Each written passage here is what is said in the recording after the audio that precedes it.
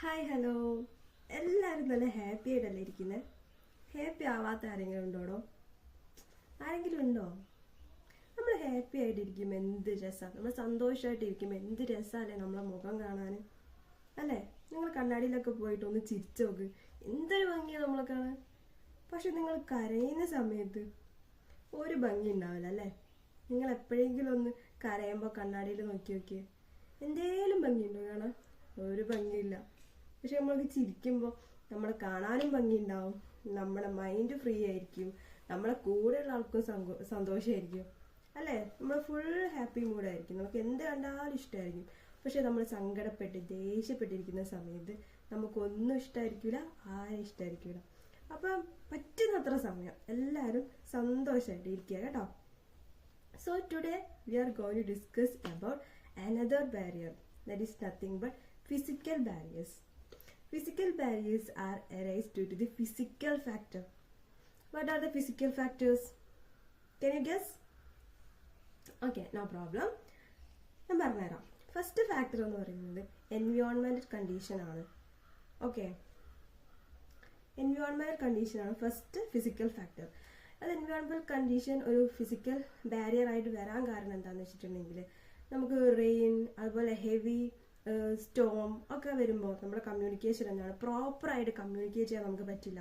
അതായത് നല്ല ശക്തിയായിട്ടും ഒരു മഴ പെയ്യാണ്, അപ്പം ഞാൻ ഇവിടെ നിന്നിട്ട് ഞാൻ അപ്പുറമുള്ള ഒരാളോട് കാര്യമായിട്ട് പറയുകയാണ്, പക്ഷെ അയാൾക്ക് എൻ്റെ ചുണ്ടനങ്ങുന്നത് മാത്രമേ കാണാൻ പറ്റുള്ളൂ, ഞാൻ പറയുന്നത് എന്താണെന്ന് അവർക്ക് കൃത്യമായിട്ട് അറിയില്ല, അല്ലേ? കൃത്യമായിട്ട് അറിയില്ല, അല്ലേ?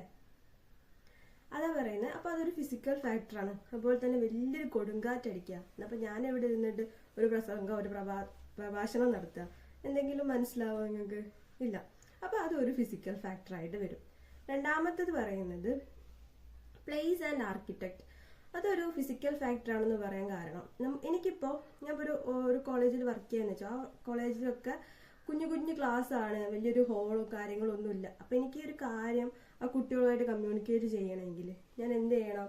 ആ ഓരോ ക്ലാസ്സിലും പോയിട്ട് ഈ കാര്യം ഇങ്ങനെ കമ്മ്യൂണിക്കേറ്റ് ചെയ്യണം, ഓരോ പ്രാവശ്യം ഞാനത് പറയണം. പക്ഷെ അവിടുത്തെ ഒരു ആർക്കിടെക്റ്റ് അവർക്ക് വലിയൊരു ഹോളൊക്കെ ഉണ്ടെങ്കിൽ നമുക്ക് എന്താണ്, എല്ലാവരെയും അവിടെ വിളിച്ചിട്ട് നമുക്ക് ഒറ്റ തവണ ആയിട്ട് കാര്യങ്ങൾ പറഞ്ഞാൽ മതി. അപ്പോൾ പ്ലേസ് ആൻഡ് ആർക്കിടെക്റ്റ് എന്താണ്, ഒരു ഫിസിക്കൽ ബാരിയറിൽ വരുന്ന ഒരു കാര്യമാണ്. രണ്ടും വേണ്ടിയിട്ടില്ലേ.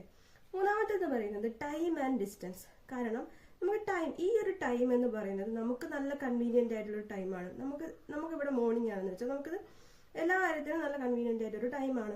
പക്ഷെ ഒരു ഫോറിൻ കൺട്രിയിൽ ഈ ടൈം ആ ടൈമും സെയിം ആയിരിക്കുമോ? അല്ല, അല്ലേ? അപ്പോൾ അവിടെ ഒരു കമ്മ്യൂണിക്കേഷൻ ബാരിയർ വരുന്നില്ലേ? ഉണ്ട്, അല്ലേ? അപ്പോൾ നെക്സ്റ്റ് പോയിന്റ് ഡിസ്റ്റൻസ് ആണ്. ഡിസ്റ്റൻസ് എന്ന് പറയുമ്പോൾ ഞാൻ ഇപ്പോൾ ഇവിടെ നിന്ന് പറയുന്ന കാര്യം എൻ്റെ തൊട്ടടുത്തുള്ള ഒരാൾക്കാണെങ്കിൽ അത് കേൾക്കാൻ പറ്റും, പക്ഷെ അയാൾ എൻ്റെ നിന്നും കുറേ ദൂരെ, is far away from me. Okay, കുറേ ദൂരെയാണെങ്കിൽ നമുക്ക് ആ കമ്മ്യൂണിക്കേഷൻ പ്രോപ്പറായിട്ട് കമ്മ്യൂണിക്കേറ്റ് ചെയ്യാൻ പറ്റില്ല. ഓക്കെ, മനസ്സിലായോ? അടുത്ത പോയിന്റ് എന്ന് പറയുന്നത് നോയ്സ് ആണ്. ഭയങ്കര നോയ്സ്. ഇപ്പം നമ്മൾ ട്രാഫിക്കിലൊക്കെ പോയി കഴിഞ്ഞാൽ അറിയാം, ഭയങ്കര നോയ്സ്. ആ സമയത്തും നമ്മുടെ കമ്മ്യൂണിക്കേഷൻ എന്താണ്, പ്രോപ്പറായിട്ട് നടക്കില്ല. ഓക്കെ അല്ലേ? അപ്പം എന്താണ്, അതും ഒരു ഫിസിക്കൽ ഫാക്ടറാണ്. So what are the physical factors of communication? Place and architect, noise, time and distance and എൻവയോൺമെന്റൽ കണ്ടീഷൻ. ഈ 4 ഫാക്ടറാണ്. ജസ്റ്റ് എല്ലാവരും ഇപ്പം തന്നെ ഒന്ന് പഠിച്ചേ. ഓക്കെ അല്ലേ? സെറ്റ്.